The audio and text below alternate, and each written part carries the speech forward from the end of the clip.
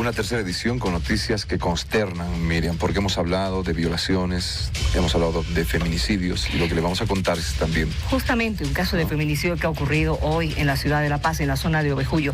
Es un caso, un crimen que no debió haber sucedido porque había una orden de aprehensión de por medio que no se cumplió en contra de feminicida. Muchos dirán, ¿y por qué no se ejecutó esa orden de aprehensión que hace 2 semanas estaba activado? ¿Por qué no arrestaron o aprendieron a esta persona que, por no hacerlo, cometió este delito? Y mató a su esposa de 24 años. Veamos la nota.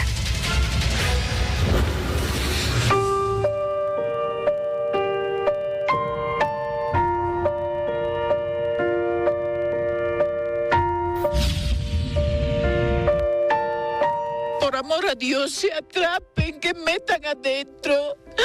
¿Cómo va a matar a mi sobrina sin compasión? Por amor a Dios.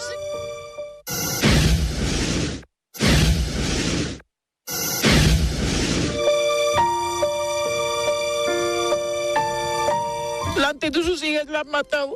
A las 2 babas estaban ahí, dice. La chiquita me ha dicho, la ha pegado aquí mi papá, que la ha dado y después ya con cuchillo.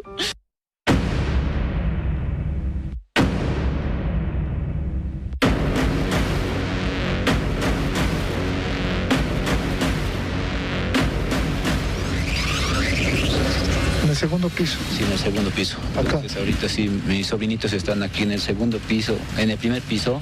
De ahí cuando la hayan visto, han bajado y la han abierto.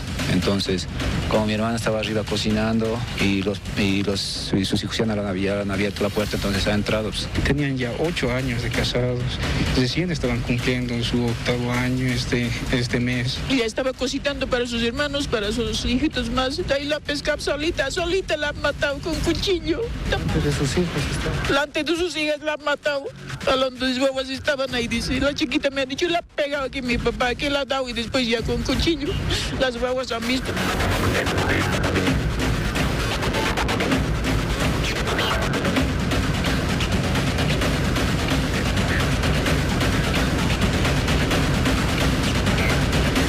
Bueno, hace algunas semanas él la golpeaba.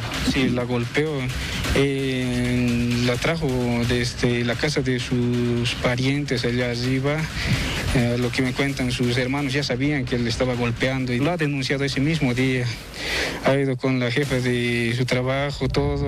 Orden de aprehensión que se tenía que ejecutar ya el pasado lunes. Sí. No se realizó. No se realizó. Si se hubiera realizado, otra sería ahorita la historia.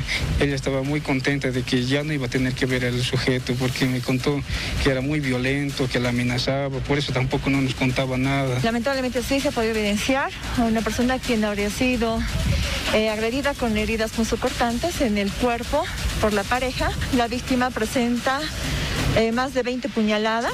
¿Estaba un orden de aprehensión en contra de este hombre? Conforme se ha revisado en el sistema JL, se tiene que el mismo ya presentaba denuncia por violencia familiar interpuesta justamente por la víctima. Para tal efecto, también se está ya buscando en ese entendido al presunto autor de este hecho. ¿Cómo va a matar a mi sobrina sin compasión? Llevó los 2 celulares que tenía. Sí, llevó todos los 2 celulares porque creemos que ahí estaban las amenazas. Ella no nos contaba a nosotros. ¿Cómo lo va a hacer así a mi hijo? Quiero que lo capturen, que lo metan adentro. Daniel, entrégate. Eso es lo único que voy a decir. Entrégate. Responde las cosas que has hecho. Responde ante su familia y ante las autoridades. Da la cara como hombre. Como ustedes han podido observar, han podido ver en el video, lamentablemente es uno de los muchos casos que se presentan en nuestro contexto boliviano. La casuística refiere que los casos de feminicidio han aumentado muchísimo en estos últimos años. Y bueno, ven de alguna manera los expertos que no tiene mella alguna la ley 348, a pesar de la penalidad en estos casos. Pero analicemos desde un principio, viendo este caso real. ¿Qué causan los feminicidios? Primero, los antecedentes de violencia física y psicológica elevan en más de 2 veces el riesgo de ser víctima de feminicidio. Si una persona presunta víctima de violencia doméstica va a hacer una denuncia y esta se repite en varias oportunidades, Lamentablemente, esto es uno de los antecedentes importantes para un posible caso de feminicidio. Este resultado sugiere la continuidad y el afianzamiento de los patrones de violencia y que el feminicidio no aparece de la nada, es decir, que es un tema gradual y progresivo. El tema de la violencia física, violencia psicológica e incluso violencia sexual, al ser ya afianzado como unos patrones de violencia en la vida de una persona, ya genera mayor probabilidad de un presunto feminicidio. Ahora, los factores que conllevan a una violencia con riesgo de feminicidio no se limitan solo a la pareja. Es decir, no es solo la forma de ser de la pareja, de la persona involucrada. No es solamente el tema del machismo que pueda presentar esta persona o muchos elementos psicológicos internos que pueda presentar el presunto sindicado. Juega mucho también la transferencia intergeneracional de la violencia. ¿Qué pasa si nosotros estamos inmersos todavía en una sociedad machista, donde todavía coadyuvamos a las mujeres a que podamos seguir afianzando el tema del machismo? Lo que siempre referían algunas mamás de antes, ¿no? Tú tienes que servir a tu esposo, tú tienes que siempre estar en la casa, tienes que hacer los quehaceres y tu esposo tiene que ser el proveedor. Ese tipo de educación que se da en la transferencia intergeneracional, lamentablemente todavía se ve en Bolivia. Se ve afianzada en Bolivia, es por eso que también es uno de los factores para un posible feminicidio. Ahora, en este entendido tenemos que saber qué rasgos tienen las víctimas y qué factores inciden en el delito de feminicidio. En esta unidad referíamos en las unidades de aprendizaje que vamos a tocar el tema de perfil de la víctima y posteriormente tocaremos el perfil del agresor. Por lo general, el maltrato hacia la mujer suele empezar con conductas de abuso psicológico verbal por parte de la pareja, difíciles de determinar dado que se encuentran encubiertas por muestras de cariño o violencia pasiva. Yugueros García, 2014. Lamentablemente, el abuso psicológico se ha vuelto y se ha instaurado mucho más dentro de lo que es una violencia psicológica. Es verdad que se la puede mantener encubierta. Por ejemplo, el hecho que una persona se vista un poco más holgada o la mujer utiliza un escote y la pareja le puede referir, mira, mi amor, esto no te queda muy bien, mejor cámbiate a un cuello cerrado. Aunque pareciera que no, está generando un abuso psicológico, encubierto, con una muestra de cariño, pero no le está permitiendo esa independencia de actuación de su pareja, porque el hecho que pueda vestirse de una manera u otra, eso no va a conllevar a nada a una actitud negativa de esta persona. Entonces, por eso que realmente la violencia empieza con un abuso psicológico verbal por parte de la pareja. Estas conductas, junto a otros componentes tales como la inmadurez de la pareja, los celos como posesión, la ira o pérdida de control y actitud hostil, son indicadores de un alto riesgo de violencia. Aquí entendemos con la inmadurez de la pareja. Una pareja que no permita salir a la mujer a un evento sola, o que vista de una manera un poco más llamativa, o que se maquille mejor, o que tenga una actitud más abierta, genera y da a entender que la persona del sexo masculino, su pareja, no tiene la suficiente madurez emocional para entender que eso no va a cambiar en nada el amor que le tenga como pareja. Porque la inmadurez emocional va a raíz de la inseguridad que tenga esta persona de su propia pareja.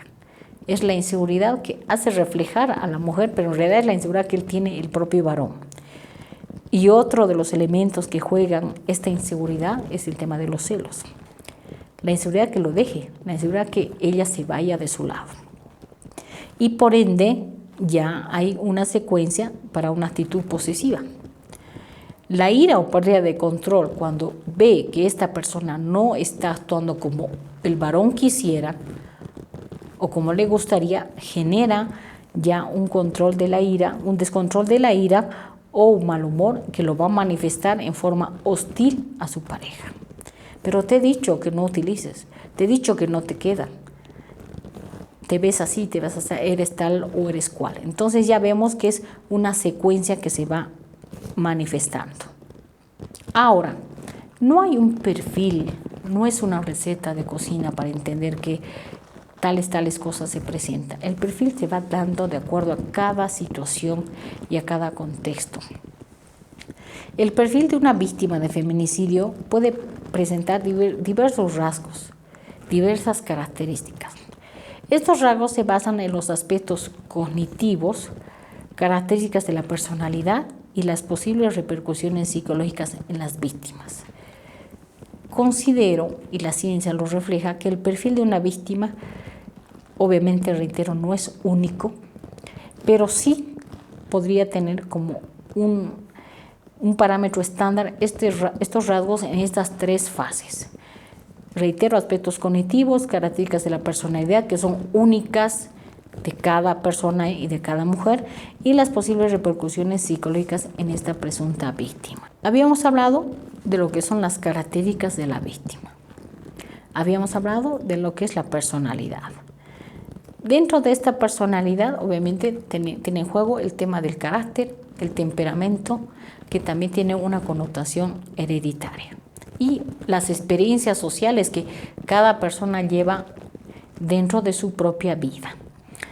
Entonces, tenemos acá, por ejemplo, sentimientos de culpa por el tema de la violencia. ¿Por qué, por ejemplo, una mujer no denuncia en forma rápida cuando ocurre un primer evento violento? Por este sentimiento de culpa, por el tema de la violencia. El bajo nivel de asertividad, es decir, de no saber cómo confrontar esta situación de violencia de su pareja. Sentimientos de baja autoestima.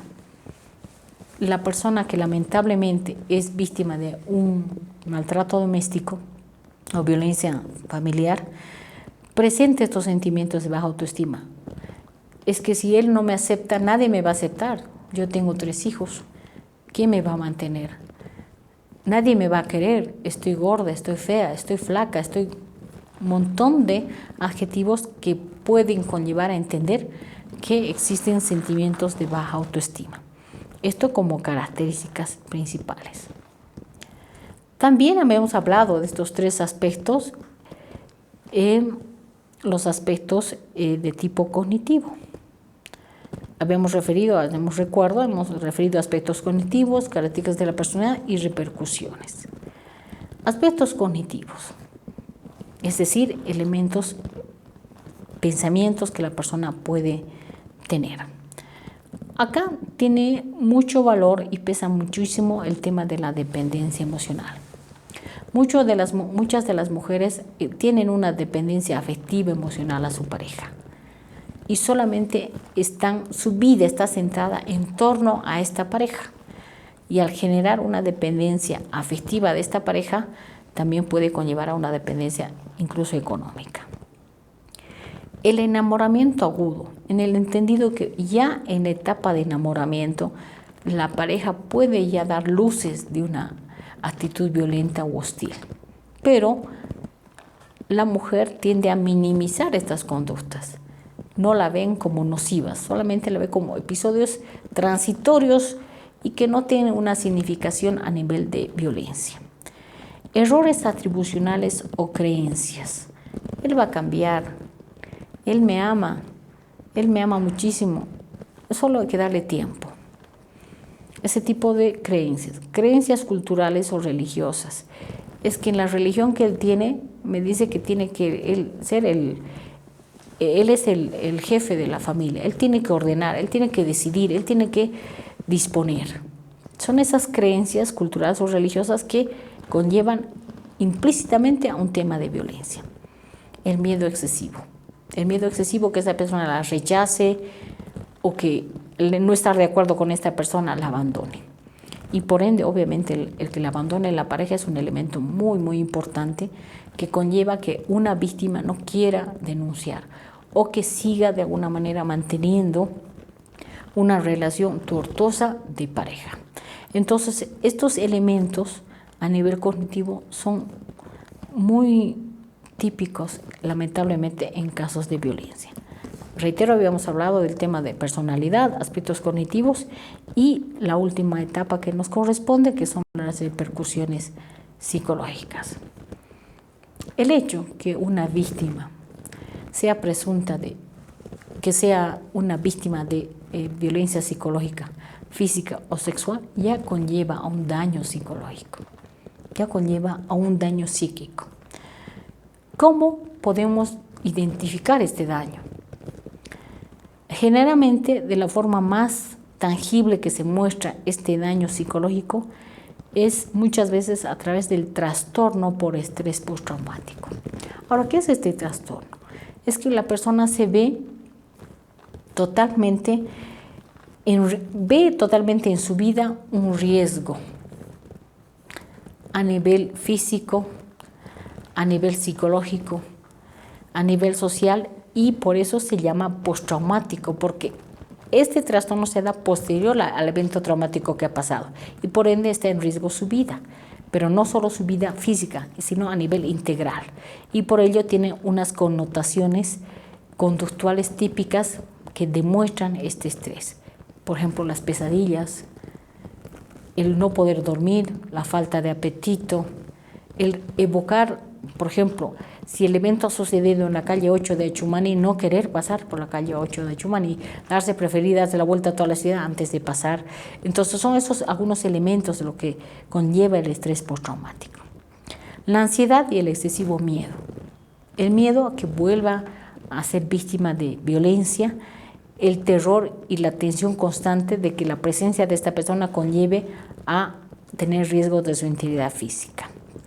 Todo eso también conlleva a una depresión, sentimiento de tristeza, de desesperanza por la situación que está pasando y que muchas veces consideran que no tiene solución. Es que si yo lo denuncio, ¿quién va a mantener a mis hijos? ¿Quién me va a mantener? Se van a quedar sin papá, me van a decir esto, me van a reclamar. O siempre hay sentimientos de tristeza. Los sentimientos de indefensión. Decir que muchas veces las presuntas víctimas o las víctimas se sienten muy